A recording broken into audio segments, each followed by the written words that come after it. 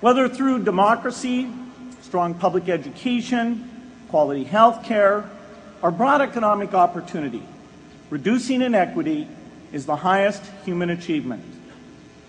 I left campus knowing little about the millions of young people cheated out of educational opportunities here in this country. And I knew nothing about the millions of people living in unspeakable poverty and disease in developing countries. It took me decades to find out. You graduates came to Harvard at a different time. You know more about the world's inequities than the classes that came before.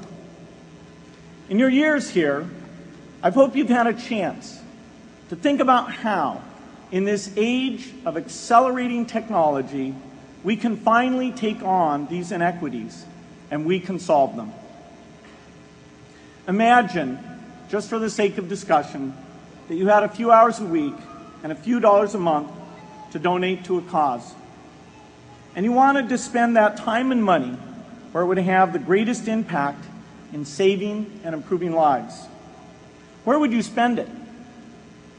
For Melinda and I, the challenge is the same. How can we do the most good for the greatest number with the resources we have? During our discussions on this question, Melinda and I read an article about the millions of children who are dying every year in poor countries from diseases that we had long ago made harmless in this country: measles, malaria, pneumonia, hepatitis B, yellow fever.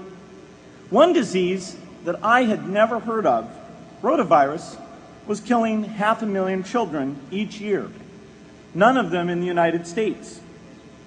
We were shocked.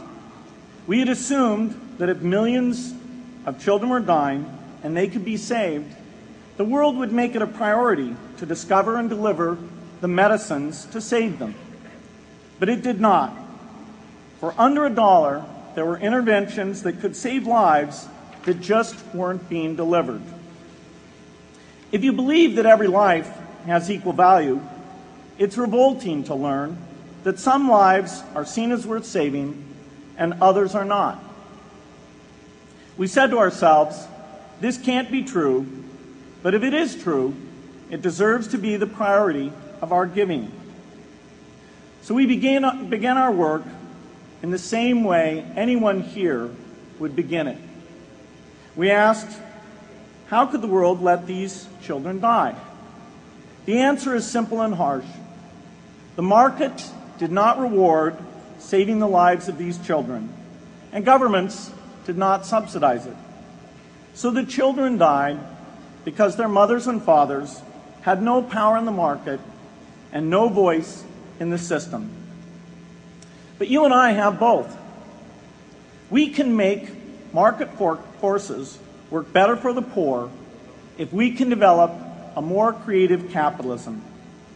If we can stretch the reach of market forces so that more people can make a profit or at least earn a living serving people who are suffering from the great inequities. We can also press governments around the world to spend taxpayer money in ways that better reflect the values of the people who pay the taxes. If we can find approaches that meet the needs of the poor in ways that generate profits for business and votes for politicians, we will have found a sustainable way to reduce inequity in the world.